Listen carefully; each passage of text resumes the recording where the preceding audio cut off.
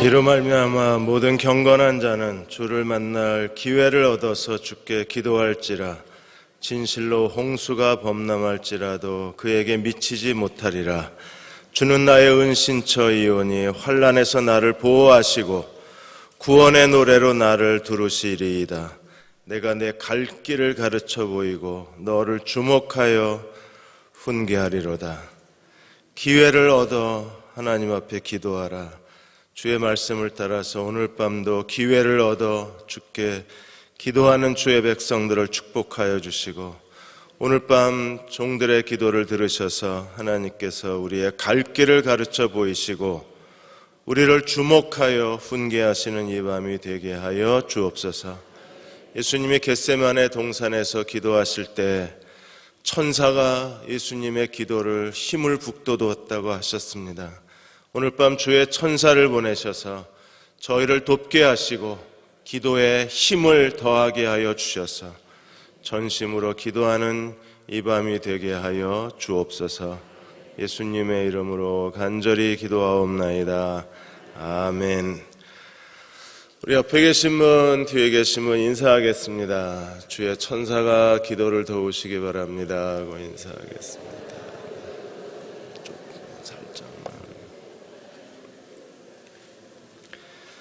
네, 오늘 에스더 5장 말씀입니다. 에스더 5장 1절에서 3절까지 보겠습니다. 4절까지 보겠습니다. 에스더 5장 1절에서 4절 말씀.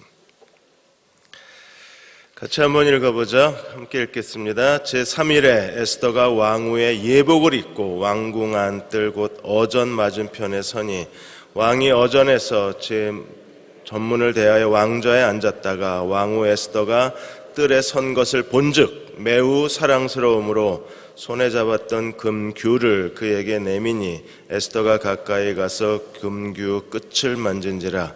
왕이 이르되 왕후 에스더여, 그대의 소원이 무엇이며 요구가 무엇이냐? 나라의 절반이라도 그대에게 주겠노라 하니 에스더가 이르되 오늘 내가 왕을 위하여 잔치를 베풀어 싸우니 왕이 좋게 여기시거든 하만과 함께 오소서 하니. 아멘.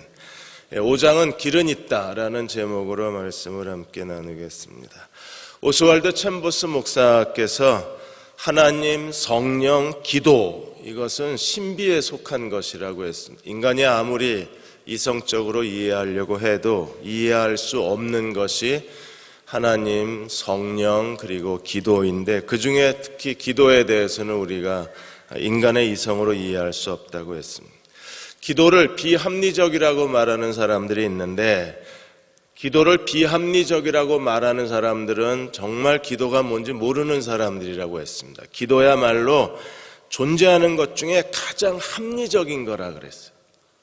왜냐하면 하나님은 구하라 그리하면 너희에게 주실 것이라고 이미 약속하셨고 그 약속에 따라 기도할 때 하나님이 주시는 거기 때문에 약속과 응답이라는 면에서 기도야말로 모든 합리적인 것 중에 최고의 합리적인 거라고 했습니다. 사람들이 기도를 자기 머리로 이해하려고 애를 쓰는데 기도는 성령의 신비한 과정이기 때문에, 성령의 신비한 작업이기 때문에 기도를 우리가 비커에 넣어서 과학실에 가지고 간다고 해도 기도에 대해서 어떤 지식도 얻을 수 없다고 얘기를 했습니다. 에스더가 자기를 위해서 3일 동안 모든 수산에 있는 유다 백성들이 금식하고 기도해달라고 요청하고 자기도 시녀들과 함께 금식하고 기도를 했습니다. 왜 그랬나요? 길은 하나밖에 없었어요. 오직 하나의 길이 무엇입니까? 왕에게 가서 구하는 길밖에 없어요. 그 어떤 길도 유다인들을 하만의 음모에서 건져낼 방법이 없었고 오직 왕에게 가서 구하는 것 외에 다른 길이 없었어요. 하나뿐인 그 길. 그러나 그 길은요, 잘못 왕 앞에 나아갔다가는 처형당하는 길입니다. 그러니까 처형당할 거냐 아니면 자기 민족의 목숨을 구할 거냐, 이런 갈등 속에서 에스더가 모든 유다인과 더불어 모르드게와 더불어 그가 하나님 앞에 기도했을 때 하나님께서 어떻게 응답하셨는가를 오늘 5장에서 보여주시는 거예요. 1장에서 먼저 왕비였던 와스티는 어떻게 폐위를 당했습니까? 왕이 불렀는데도 왕의 부름에 나가지 않다가 폐위를 당했어요. 지금 에스더는요, 정반대의 상황입니다. 왕이 부르지도 않았는데 왕 앞에 나아가는 거예요. 와스티는 불렀는데 안 나갔고 에스더는 부르지도 않았는데 나가는 상황이 된 겁니다.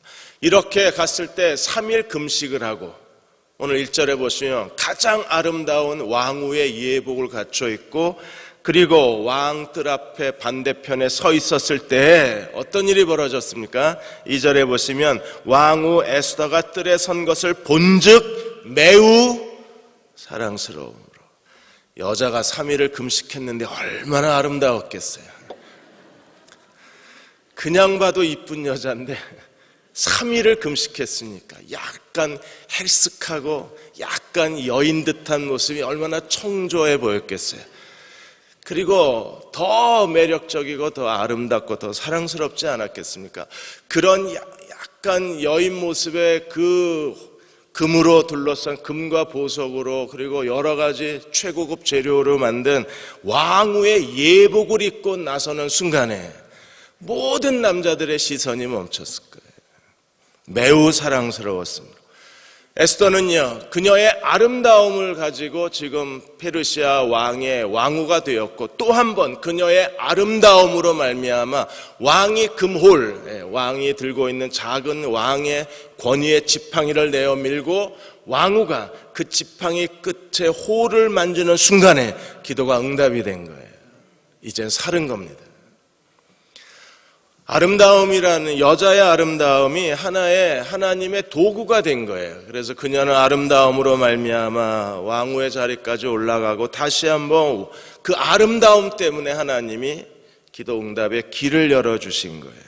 심히 사랑스러웠더라. 이게 에스더가 보여준 그녀의 모습이었습니다. 사랑스러웠고 그 사랑스러움에 매료되었던 아하수에로가 그녀에게 자기 곁에 아내가 되게 하고 다시 한번 그녀로 하여금, 오늘 왕이 뭐라고 얘기합니까? 3절에 보시면 그대여 소원이 무엇이며 요구가 무엇이냐, 나라의 절반이라도 그대에게 주겠노라. 이게 남자입니다. 한번 걸려들면 다 준대요. 나라의 절반도 주겠답니다. 우리가 하나님 앞에 사랑스러운 사람이 된다는 것처럼 중요한 게 없어요. 어느 한 블로그에서 그 남자가 글을 썼는데 자기 아내의 후배에 대한 글을 그분이 블로그에 썼습니다. 이 후배가 시아버지가 돌아가시는 날 그렇게 딸보다 아들보다 더 슬퍼하고 시아버지의 죽음을 정성껏 모시는 거예요. 그 모습을 보고 아내가 와서 남편에게 그 얘기를 했습니다. 어떻게 이렇게 시아버지를 아버지보다 더 사랑할 수 있냐 그랬더니, 시아버지가 처음 만났을 때 며느리에게 한 말 때문에, 그 말 한마디 때문에 이 자기 후배는 며느리로서 평생을 그렇게 시아버지를 공경하고 사랑하고 예를 다했다는 거예요. 뭐라 그랬는데, 처음 시부모님한테 인사하러 들어가서 문을 열고 탁 들어가서 자리에 앉았는데 시아버지가 그랬답니다. 예, 우리 집에 천사가 왔구나 그러더래요. 그러니까 그날부터 이 여자는 천사가 되고 싶었어요. 그 시아버지, 시어머니에게 평생 천사처럼 그분들을 섬기고 사랑하고 그분들에게 최선을 다하고 싶었대요. 그분들 마음에 천사가 되어드리자 그분들도 이 며느리를 천사처럼 사랑해 준 거예요. 에스더가 그렇게 사랑스러웠기 때문에 하나님께서는 에스더의 그 사랑스러움, 에스더의 아름다움을 가지고 계속 그녀가 기도할 때마다 하나님의 뜻과 계획에 따라서 에스더의 걸음을 인도하실 수가 있었어요. 우리는 에스더에게서 몇 가지 중요한 교훈을 배워야 합니다. 첫째로, 하나님이 길을 열어주시는 사람이 되기 위해서 무엇보다도 사람들에게 신뢰를 줄 수 있는 인간적인 매력을 가진 그런 사람이 될 필요가 있어요. 성경에서 하나님이 쓰신 사람들의 공통점이 뭐냐 하면 사람들에게 그 아름다움과 신뢰를 보여준 사람들이라는 거예요. 지혜로운 사람, 사랑스러운 사람, 또 착한 사람, 이런 표현을 가지고 하나님이 쓰셨던 사람들의 공통점은 인격적으로 매우 뛰어났던 사람들이에요. 사람이 가져야 할 그 고귀한 인품과 그리고 가장 인간적인 모습을 우리에게 보여준 사람들입니다. 그런 사람들이 하나님의 길을 열어냈어요. 물론 여러 가지 능력도 있고 그 사람이 보여주는 여러 그 열정도 있고 다양한 인간이 가질 수 있는 탁월함도 있겠지만, 그러나 공통적인 것은 인격이에요. 사도행전에 하나님이 두 번의 문을 여시는데, 한 번은 초대교회가 가장 이상적인 하나님의 그 사랑의 공동체, 나눔의 공동체, 그리고 모든 재산을 다 서로 통용하는 그런 진정한 아가페 공동체를 보여줄 수 있었는데, 그 하나님의 초대교회의 이상적 공동체의 문을 열어준 사람이 바나바잖아요. 바나바가 자기의 재산을 그 밭을 팔아서 사도들 발 앞에 갖다 둠으로 인해서 초대교회는요, 가난한 사람이 없었잖아요. 다 나눠주기를 시작을 했으니까. 바나바는 어떤 사람이었나요? 사도행전 11장 24절에 보시면, 바나바는 착한 사람이요 성령과 믿음이 충만한 사람이라 이에 큰 무리가 죽게 더하더라. 성령과 믿음이 충만한 사람 이전에 먼저 하나님이 지적하시는 게 뭐예요? 착한 사람이라는. 오늘 이 시대도 마찬가지입니다. 하나님이 결국에는 착한 사람을 쓰시는 거예요. 우리는 더 큰 믿음을 갖기 원하고 더 성령의 권능과 은사와 성령으로 충만한 사람이 되기를 원하지만, 그러나 믿음과 성령은요, 인격이라는 그릇에 담기는 거기 때문에 우리가 먼저 사람됨이 하나님께 드려져야 할 필요가 있어요. 착한 사람이요, 그리고 믿음과 성령이 충만했던 바나바는 결국에요, 바울을 데리고 와서 안디옥 교회에 와서 바울의 사역의 문을 열어주고, 그리고 그리스도인이라는 이름을 얻게 해주고, 그리고 안디옥 교회가 바울과 바나바를 따로 세워서 전도 여행을 보냈을 때, 성령께서 전도 팀을 만들어서 그들을 보내셨을 때 바나바가 주동에 가다가 나중에는요, 바울이 주동에 감으로써 바나바는 뒤로 빠져요. 그리고 바울이 자신의 사역을 성령에 이끌려서 전개해 가도록 스스로 뒤로 물러납니다. 정말 착한 사람이었어요. 오늘 밤에 나오신 여러분들이 바나바처럼 이 시대에 하나님이 보시기에 착한 사람이 되셔서 하나님이 여러분을 통해서 이 시대에 새로운 하나님의 사역의 문을 여시고, 부흥의 문을 여시고, 하나님의 축복의 문을 여시고, 여러분들을 통해서 하나님의 능력의 문이 열리시기를 주의 이름으로 축원합니다. 또 다른 사도행전의 중요한 사람이 고넬료입니다. 고넬료는 이방 교회의 문을 연 사람이었는데, 고넬료에 대해서도 사도행전 10장 2절에 보시면 어떻게 얘기했어요? 그가 경건하여 온 집안과 더불어 하나님을 경외하며 백성을 많이 구제하고 하나님께 항상 기도하더니. 온 집안, 그러니까 가정에서 굉장히 다정한 아빠요, 그리고 신뢰할 수 있는 남편이었던 것 같아요. 온 집안과 더불어 하나님을 경외했습니다. 백성을 많이 구제했습니다. 온 집안 많이 구제하고 동시에 하나님께도 항상 기도하고, 신뢰할 수 있는 사람이었던 거예요.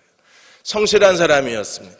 어디에 충성을 다해야 되는지를 알고, 자신을 어디에 바쳐야 되는가를 알고, 하나님께, 사람에게, 백성들에게, 그리고 가족에게 자기의 전부를 내쏟았던 사람이 고넬료예요. 그래서 그런 고넬료를 향해서 이방인 교회의 문을 여신 겁니다. 매력적인 사람들이 되어야 합니다. 사람됨이 잘 갖추어진 인격의 균형을 갖춘 사람이 되셔야 돼요. 그래서 주변 사람들에게 여러분의 인격에 대해서, 성품에 대해서 인정받으셔야 돼요. 아, 그 사람 재능은 많은데 사람은 좀 못됐어, 이러면 틀린 거예요. 게으른 데다가 성질도 안 좋아, 이러면 더 망가진 겁니다. 뭐라도 하나 나아야 되는데 좀 게으르지, 좀 무능하지, 근데 사람은 진짜 괜찮지, 이러셔야 돼요. 왜요? 사람이 괜찮으면 그 다음에 하나님이 얼마든지 채워주실 수 있기 때문에 그래요. 예수님이 이 땅에 계시는 동안에 나는 겸손하고 온유하다 그랬습니다. 그러므로 오늘 우리도 주님을 닮아서 겸손하고 온유한 사람이 될 때 하나님께서 그를 향한 하나님의 계획을 보여주시고 인도하시고 하나씩 만들어가 주실 수 있는 거예요. 제가 아마 여호수아 사경회 때 처음 청빙 사경회 때 말씀드린 것 같은데 그 국회의원 조세영 씨가 이분의 손자십니다. 조덕삼 목사님의 손자신데 이 조덕삼 목사님이 처음부터 목사가 되신 건 아니었어요. 이분이 그 전라도의 금산에서 아주 큰 부자이셨는데 그 집에 미국인 선교사들을 머물 수 있게끔 사랑방을 내주었습니다. 그래서 미국인 선교사들이 거기에 머물면서 복음을 전해서 이 조덕삼 목사님 가족이 다 구원을 받게 된 거예요. 근데 그 집에 누가 오느냐 하면 경상도에 살던 이자익 씨라는 사람이 너무 흉년이 들어서 먹을 게 없으니까 계속 걷다가 전라도 금산까지 걸어가서 조덕삼 목사님이 그 집에 하인으로 머슴으로 써요. 그러다가 복음을 듣고 이자익 씨도 구원을 받습니다. 그래서 그 교회가 거기서 이제 금산교회가 시작이 된 거예요. 조덕삼 그 목사님 집에서 금산교회가 시작이 된 겁니다. 그렇게 교회가 점점 커져서 이제 조덕삼 목사님이 자기의 재산을 내놓아서 그래서 금산교회를 건축하게 되었는데 기와집으로 기역자 형태로 지은 거예요. 왜 기역자로 지었느냐 하면 남자 여자가 같이 앉아서 예배드리면 안 되니까 이쪽은 남자가 앉아서 예배드리고 가운데 광목천을 치고 이쪽엔 여자가 앉아서 예배. 우리도 이거 할까봐 1층은 남자가 드리고 여자가 드리고 2층은 남자들은 다 올라가면 재밌을 것 같아요. 한 달에 한 번씩 한번 해볼까요? 이렇게 그래서 기역자 형태의 교회 예배당을 지은 거예요. 이게 지금도 남아있는데 이게 한국교회의 유산처럼 남아있다. 교회가 커지니까 이제 장로를 뽑아야 되잖아요. 그래서 교인들이 추천을 했는데 이 조덕삼 목사님이 추천을 받고 그 집의 머슴인 이자익 씨가 추천을 받은 거예요. 그래서 뭐 투표 하나 마나 다 뭐 조장로님이 될 거라고 생각하고 조장로님 그랬는데 이자익 씨가 그 투표에서 과반수 이상을 얻은 거예요. 그래서 머슴이 장로가 된 겁니다. 그리고 조덕삼 목사님 떨어졌어요. 주인은 떨어지고 머슴은 장로가 되고 이거 어떻게 해야 됩니까? 이자익 씨가 떠나야죠.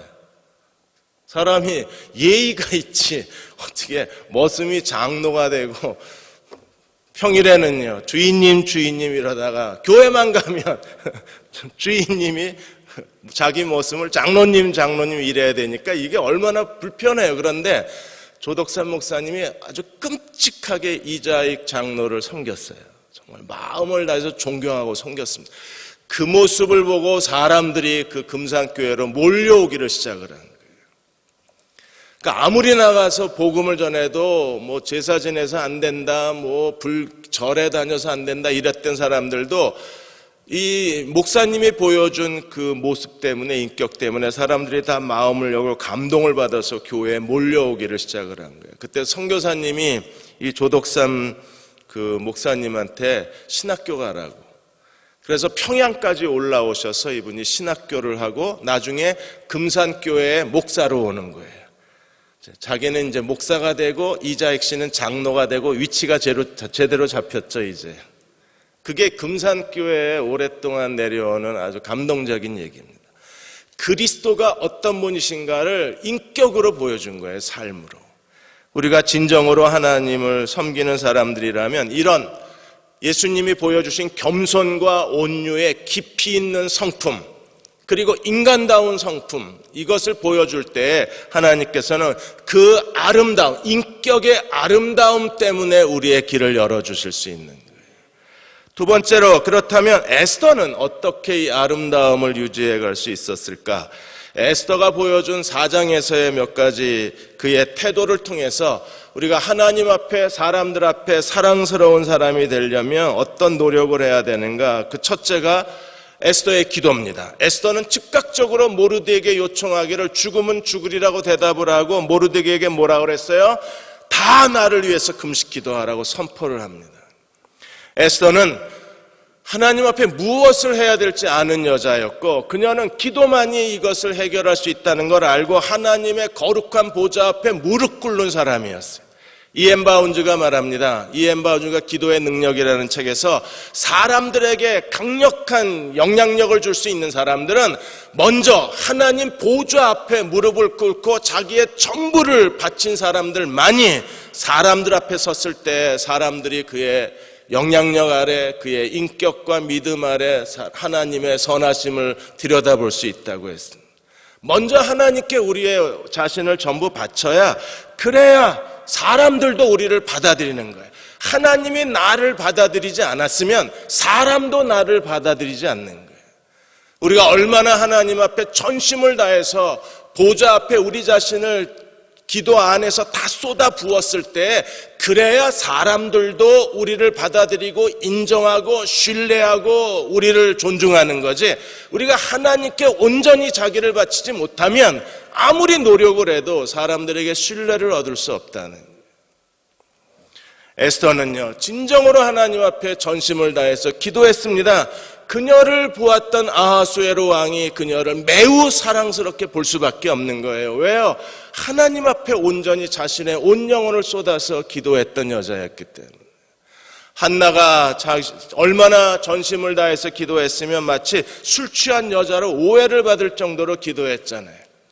그러니까 한나가 무엇을 위해서 기도했는지를 알고 엘리마저도 그 한나를 축복해 줄 수밖에 없었습니다. 하나님이 내 기도를 들으시기를 원하노라. 엘리가 축복하자 하나님께서도 응답하셔서 사무엘 그 한나를 기억하시고, 그리고 사무엘을 잉태케 하신 것이 하나님의 응답이었잖아요. 먼저 하나님 앞에 자기의 영혼을 다 쏟아서 우리가 기도하면 그 하나님께 기도한 사람들의 영혼이 사람들에게 더 신뢰를 주고 더 사랑스럽고, 그리고 그 사람들은 사람이 줄 수 있는 진정한 매력을 더해 줄 수 있는 거예요. 가나안 여자도 보십시오. 예수님이 그녀를 음식을 자녀에게 줄 떡을 취해서 개에게 주는 것이 합당치 않다고 했을 때 마태복음 15장에서 그녀는 뭐라고 대답합니까? 개라도 좋다는 거죠. 내 딸이 치유받을 수만 있다면 얼마든지 나는 개가 돼도 상관이 없는 거예요. 그런 엄마의 자녀에 대한 사랑, 자녀에 대한 그 자기를 개처럼 내던지면서 어떻게든 자녀를 고쳐야 되겠다는 그 진정한 자녀에 대한 그 소중한 마음 때문에 주님께서는 그녀에 대해서 뭐라고 칭찬하셨습니까? 내 믿음이 크도다, 내 소원대로 되리라. 그 소원이 어떻게 응답이 된 거예요? 자기를 스스로 개처럼 역임을 받으면서 하찮은 여자로 취급을 받으면서 모욕적으로 자기를 대하더라도 어떻게든지 자기의 딸을 치유하고자 하는 어머니의 간절함이었잖아요. 그런 것처럼 우리도 하나님 앞에 자신의 전부를 드리는 기도의 삶을 산다 그러면 하나님께서 우리 주변에 우리를 좋아하는 사람들, 신뢰하는 사람들이 더 많아지게 해줄 것이고, 사람에게 신뢰를 얻어야 하나님이 문을 열어주실 때 제대로 문을 열어주실 수 있는 거예요. 두 번째로 에스더는 어떤 사람이었나요? 죽으면 죽으리라. 하나님 앞에 결단한 사람이에요. 하나님의 일을 위해서라면, 민족을 구하는 일을 위해서라면 기꺼이 하나님께 충성하고 사람들에게 충성하기 위해서 자기가 무엇을 희생해야 되고 뭘 헌신해야 되는지 아는 그런 사람이었어요. 그러니까 죽으면 죽으리라 스스로 결단하고 기꺼이 자기를 거룩한 제물로 내던지고 왕 앞에 나아가는 에스더야말로 그런 그녀의 결단이, 그녀의 그 강한 의지가, 무엇을 해야 될지를 아는 그녀의 그 능동성이, 믿음의 능동적 태도가 결국 사람들에게 강한 이미지를 보여주지 않았을까요? 오늘 어느 목사님하고 잠시 만나서 대화를 나누었는데 그분은 정말 이 카리스마가 대단한 사람, 저보다 키도 큰데다가 이 위압감이 제가 그 앞에 있으니까 무슨 고등학생이 된 것 같아요. 그 정도로 오랜 목회 경륜에서 묻어나오는 그런 위압감이 있는 거예요. 그거는 어떤 언어에서 오는 게 아니고 그분의 그런 얼굴 표정이나 눈빛이나 그냥 그 태도에서 풍기는 거예요. 그런 어떤 카리스마가, 그런 위엄이 그냥 풍기는 거예요. 한참 대화를 나누다가 어떤 거는 제가 받아들일 수 없어서 그냥 네네 그리고 왔는데 어쨌든 그 목사로서의 그 위압감은 여운이 많이 마음에 남더라고요. 그분이 저에 대해서 얘기하는 게 목회 잘하려면 이렇게 교회 지도자들하고 자주 식사를 하고 자꾸 등을 두드려주고, 저 그거 잘 못하거든요. 그래서 좀 인간적으로 그러니까 쉽게 말하면 정치를 좀 해라는 거예요, 저보고. 저를 좀 아시니까 정치를 해야 목회가 잘 돌아가지, 이게 목사가 고지곳대로 설교만 한다고 교회가 돌아가는 게 아니니까 정치를 좀 해라. 너도 이제 나이값 좀 해라, 그 소리예요. 죄송합니다. 제가 잘 못합니다. 그러니까 오다가 생각하니까 우리 대형교회 교인들은 참 불쌍하다는 생각이 들었어요. 목사가 조금 이 정치력이 있어야, 그래야 좀 같이 밥도 먹고 등도 이렇게 두드려주고 적당히 좀 이렇게 좀 추켜 세워주고 이래야지 교회 지도자도 교회에 지도자 역할하는 그 맛이 나는데, 그런 보람이 있는데 기쁨이 있을 텐데, 이건 전혀 그거 할 줄 모르는 목사를 데려다 놨으니 어떻게 하십니까?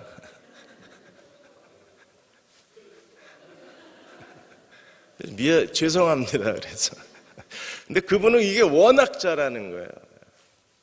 저하고도 같이 얘기를 하는데 저를 들었다 놨다 하시니까, 야, 참 잘하신다. 이런 분이 목회를 해야지 맞다는 생각이 저도 들더라고요. 저도 모르게 맞아. 목회는 저렇게 해야 돼. 저같이 하니까 이게 잘 안 되는 거예요. 근데 그런 위압감이 어디서 오느냐 하면 자기 나름대로 목회 철학이 분명하신 거예요. 목회는 정치야, 이게 분명한 거예요. 그러니까 할 말이 없어요, 그 앞에서.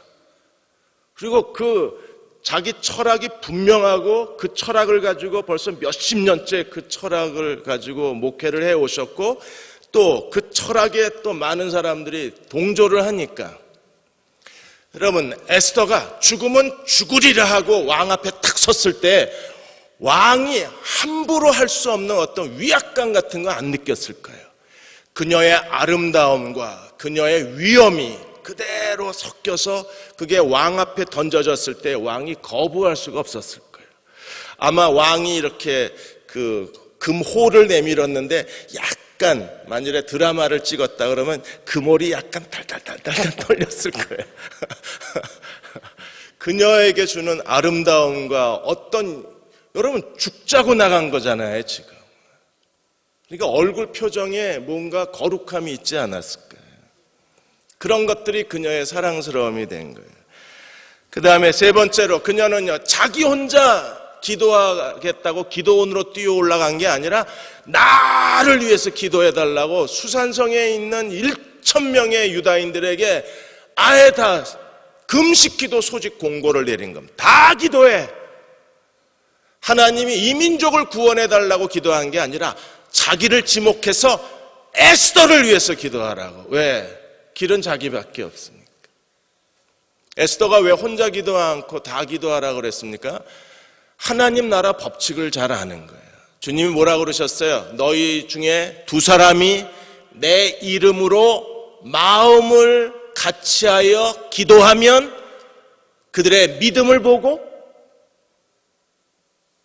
그들이 얼마나 간절히 기도하나를 보고, 아니요, 하나님이 뭘 보시고 응답하시겠다고 그랬어요? 저들을 인하여.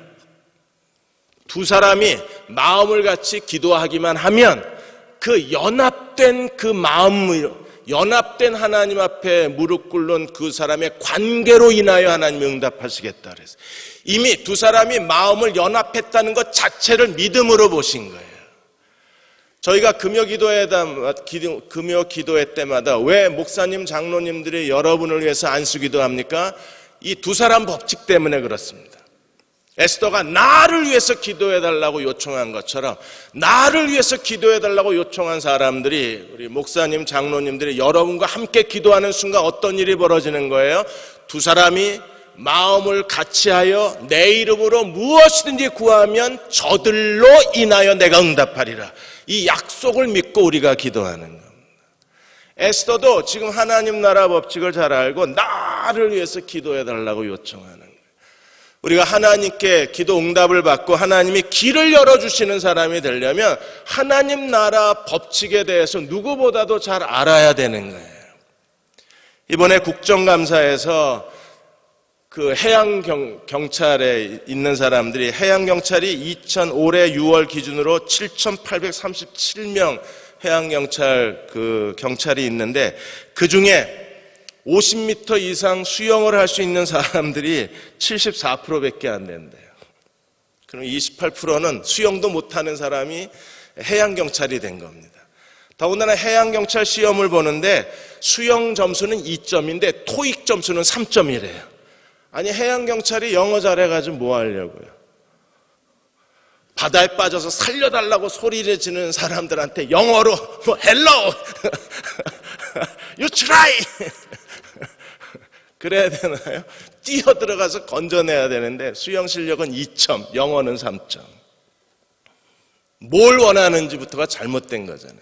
그러니까 에스더는 어떻게 기도해야 되는가를 알고 모든 사람 1,000명의 유다인들이 3일 동안 에스더를 위해서 기도하는 그 기도의 집중력, 그 기도의 연합, 하나님이 응답하실 수밖에 없는 거잖아요.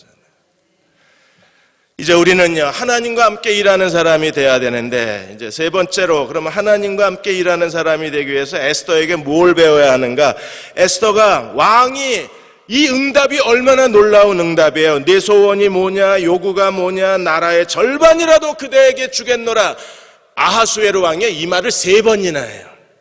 5장 3절에서 나라의 절반이라도 너에게 주겠다. 그리고 또 5장 6절에 보시면 잔치의 술을 마실 때 왕이 에스더에게 이르되 그대의 소청이 무엇이뇨 곧 허락해 하겠노라.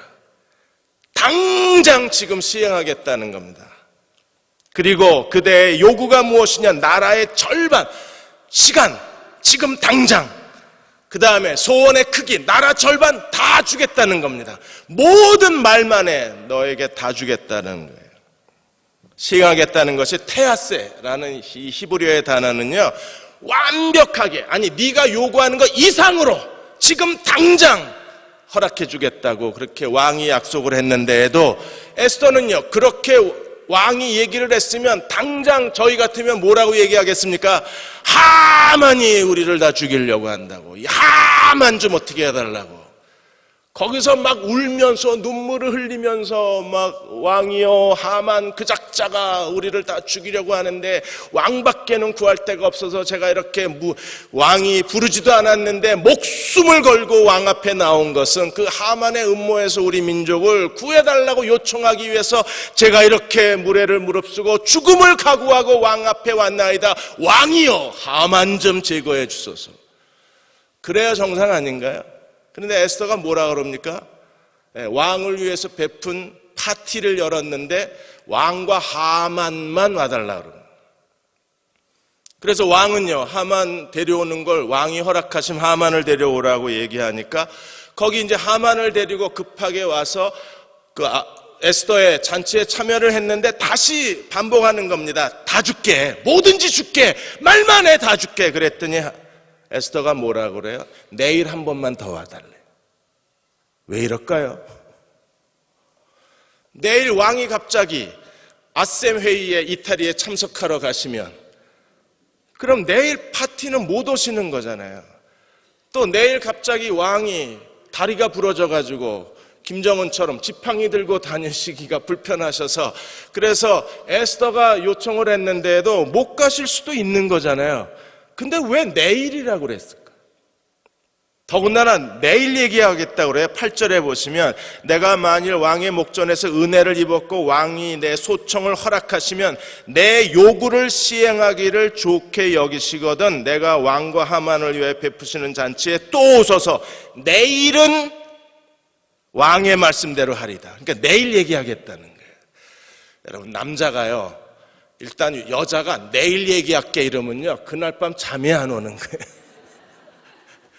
제 아내가 만일에 여보 할 얘기 있어 그러다가 왜 무슨 얘기인데 하고 일찍 들어갔는데 생각해보니까 내일 얘기해야 돼. 얘기 내일 할게. 이러면요. 제가 그날 밤 제정신이겠습니까?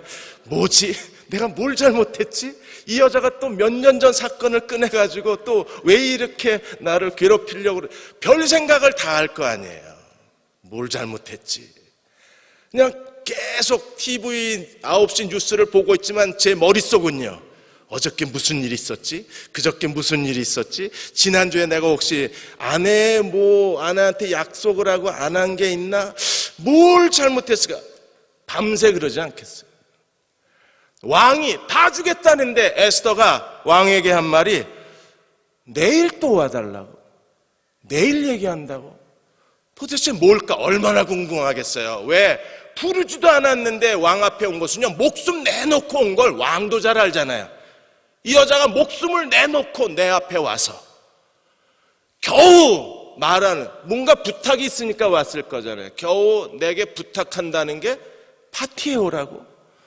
파티에 가서 뭘 원하냐고 물었는데 다시 내일 파티에 오라고. 내일 얘기하겠다고. 뭔지 모르지만 내일 얘기하면 들어줘야지. 그렇게 되지 않았을까? 남자 심리 자체가. 뭔지 모르지만 뭐가 왕이 되게 궁금해진 거예요. 그리고 이 여자가 뭘 요구하는지에 대해서 더 점점 더 집중이 된 겁니다. 만일에 그 자리에서 다 얘기를 했으면 어떤 일이 벌어졌을까? 에스더는 왜 하루 더 늦췄을까? 에스더가 하루 더 늦추는 것 때문에 어떤 일이 벌어집니까? 모르드게가 죽을 위기에 빠지게 되는 거예요. 이 하룻밤 더, 내일 한 번 더 하는 그 사이에 하만은요, 모르드게를 죽일 음모를 꾸미기 시작합니다. 그래서 9절에서 14절까지 모르드게가 어떤 음모를 꾸미고 있는가를 우리에게 보여주고 있는 거예요. 하만은요, 이것 때문에 완전히 착각했습니다. 자기만 초대를 받았다는 거예요. 왕과 더불어. 그래서 온갖 그 허영심, 우쭐하는 그 하만이 아주 들떠있게 생겼습니다. 아주 흥분을 했습니다. 9절에 보시면 하만이 돌아가는 길에 모르드게는 어떻게 했어요? 대궐문에 일어나서 일어나지도 않냐고 움직이지도 않은 것을 보고 분노했지만 이젠 참을만 합니다. 왜? 에스더가 자기를 초대했거든요. 남자들은 이럴 때 별로 화가 안 납니다. 그래서 10절에 보시면 참고 집에 돌아와서 사람을 보내어 그의 친구들 그의 아내 세레스를 청하여 11절 12절에 보시면 자기가 얼마나 대단한 사람인가에 대해서 설명을 하는 거예요. 하만은 어떤 사람이었나요? 자기의 큰 영광, 자녀가 많은 것, 그 다음에 자기가 가장 높은 아하수에로 왕 다음에 제2인자라는 것, 그 다음에 12절에 하만이 이르되 왕후 에스더가 그 베푼 잔치에 왕과 함께 오기를 허락받은 자는 나밖에 없었고 내일도 왕께 함께 허락을 받은 자는 나밖에 없느니라. 완전히 그날 밤 하만도 잠을 못 잤을 거예요. 아하수에로도 잠을 못 자고 하만도 잠을 못 자고 에스더도 잠을 못 자고 모르드게도 잠을 못 자고 잠 못 이루는 밤이었을 거예요. 자, 이렇게 됐을 때 이런 큰 영광도 자기에게 한 가지 때문에 만족을 못하겠다고 13절에 유다 사람 모르드게가 대궐에 앉은 것을 보는 동안에 나는 다 모든 걸 다 가졌지만 나는 행복할 수 없다고 얘기하자 아내 세레사 친구들이 뭐라 그래? 50규빗, 한 22.5m 되는 처형대를 세워놓고 내일 모르드게를 거기에 달아놓고 그리고 에스더의 잔치에 가라는 거예요. 만일에 에스더가 내일 다시 한 번 더 와달라고 요청을 한 것 때문에 만일에 에스더가 이게 결정적 실수였다면 어떻게 됐을까요? 오늘 얘기했어야 되는데 에스더가 내일 한 번 더 파티에 와달라고 하루를 미룬 것 때문에 지금 모르드게를 처형할 모든 계획이 끝나서 하만은요 자기 집 마당에다가 22.5m 50규빗의 처형대를 세워놓은 거예요. 이게 만일에 에스더가 마지막 결정적 순간에 하나님의 뜻을 제대로 분별하지 못하고 그녀가 너무 조급한 것 같아서 한 걸음 뒤로 물러나서 그래서 내일 다시 오라고 얘기한 것 때문에 이 모든 불행한 일이 벌어졌다면 아마 에스더는 평생 자기가 모르드게를 죽였다고 자책하고 후회하지 않았을까요? 왜 내일 하루 더 요청을 했을까? 우리는 그 사실을 잘 이해하지 못합니다. 그러나 에스더는 하루 더라는 계획을 갖고 하만도 그 하루도라는 하루 연기된 그 파티 때문에 모르드게를 죽이려는 음모를 갖게 됐어요. 지금 모르드게만 움직이지 않고 있는 겁니다. 그러면 이렇게 모르드게 운명이 끝나야 되나? 아니요. 그날 밤 하만만 계획을 세운 게 아니라 하나님도 일하고 계셨다는 사실을 우리가 6장에서 발견하게 됩니다. 6장 1절에서 3절까지 보시면 그날 밤 왕이 잠을 못 이루고 잠 못 이룰 때에는 잠이 안 올 때는 뭐가 제일 좋아요? 성경책, 1번 성경책, 2번 역사책, 3번 철학책. 그래서 왕이 궁중 일기를 갖다 읽는데 하필이면 어디를 읽습니까? 그 많은 모든 매일의 궁중에 일어난 역사를 기록한 책이었는데 그 중에 어떤 사건을 읽게 돼요? 모르드게의 일을 읽게. 거기에 하나님의 섭리가 있는 겁니다. 사랑하는 여러분, 우리가 하나님 앞에 기도했을 때 에스더는 왜 내일 한 번 더라고 했는지 이유는 잘 모릅니다. 그러나 분명한 것은 그녀는 분명히 하나님의 지시대로 움직이고 있었다는 거예요.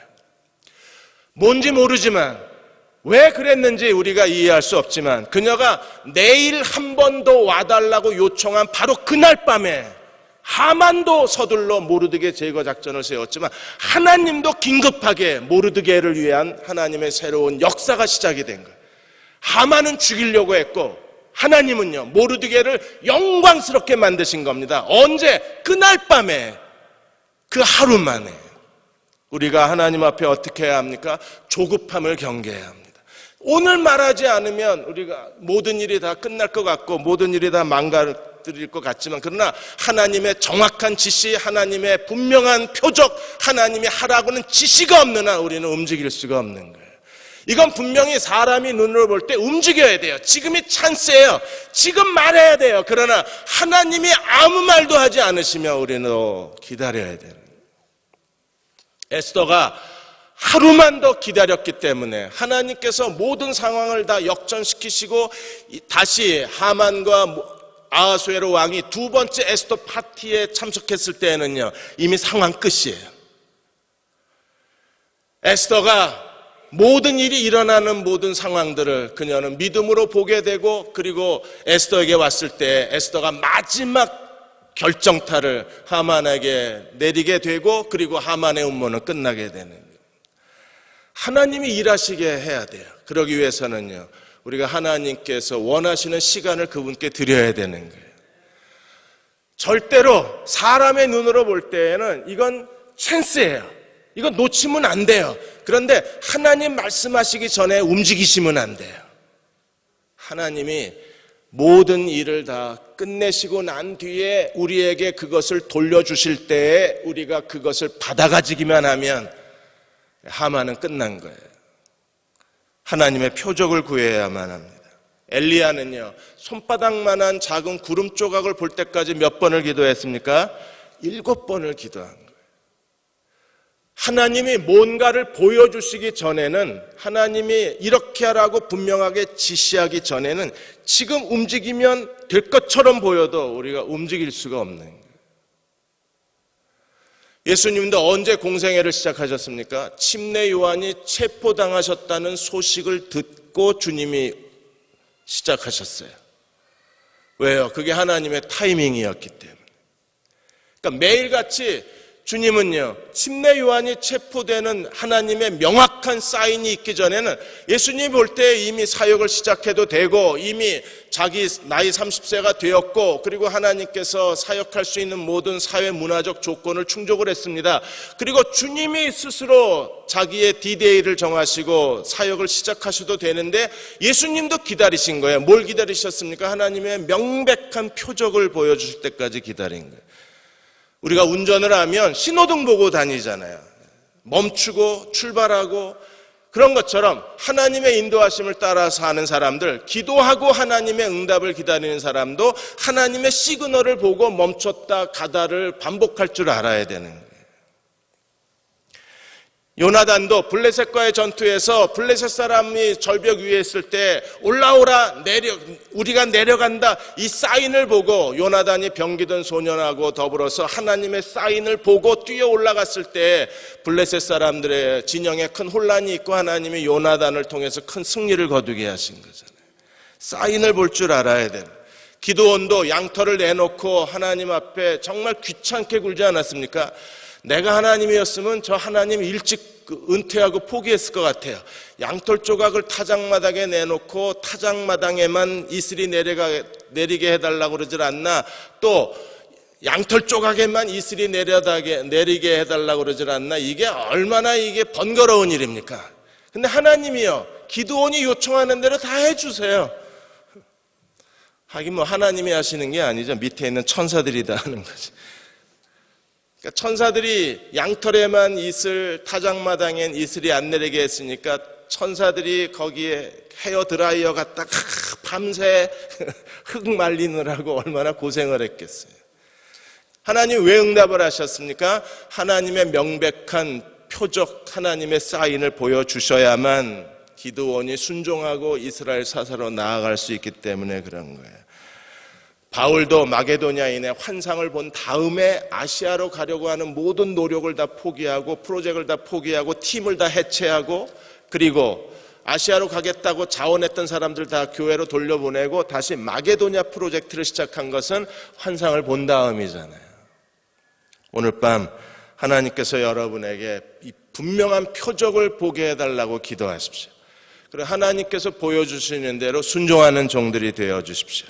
그럴 때 하나님께서 우리의 기도 가운데에 하나님의 명령과 하나님의 지시를 내려주시고, 지금 움직여야 되는데 하루 더 연기한 것이 자칫 가장 인생의 큰 실수가 될 수도 있는 상황이 전개되어져 가지만, 그러나 하루 더 연기한 것으로 말미암아 하나님께서 놀랄 만한 구원을 이루어내시는 거예요. 하만에게서 이스라엘을 구원하시기 전에 하나님이 먼저 모르드게부터 영광스럽게 하시고, 그리고 하만까지 구원해 주시는 거예요. 에스더는 뭘 기도했습니까? 이스라엘을 하만의 음모에서 구원해달라고 기도한 거예요. 그런데 하나님이 보너스를 먼저 주셨습니다. 뭘 먼저 주셨어요? 모르드게를 가장 영광스럽게 하신 다음에, 그 다음에 하나님께서 이스라엘 민족도 구원해 주시는 거예요. 하나님이 시간을 더디하실 때 하나님께서 우리의 기도를 잊어버리신 게 아니라, 우리의 기도를 거절하신 게 아니라 하루 더 늦어지는 것만큼 하나님은 우리를 위해서 하실 일이 더 있으신 거예요. 우리가 구하는 것과 생각하는 것보다 더 넘치도록 우리에게 부어주시는 하나님의 은혜가 그 가운데 역사하고 있는 겁니다. 하나님의 지체하심을 오히려 감사하고, 하나님의 지체하심을 오히려 더 영광, 하나님께 그것에 대해서 하나님의 영광을 돌릴 수 있는 믿음의 성숙한 종들이 되신다면 하나님께서 오늘 밤 우리의 기도를 들으시고 친히 응답하여 주실 것입니다. 하나님 응답하시는 이 밤이 되시기를 주의 이름으로 축원합니다. 기도하겠습니다.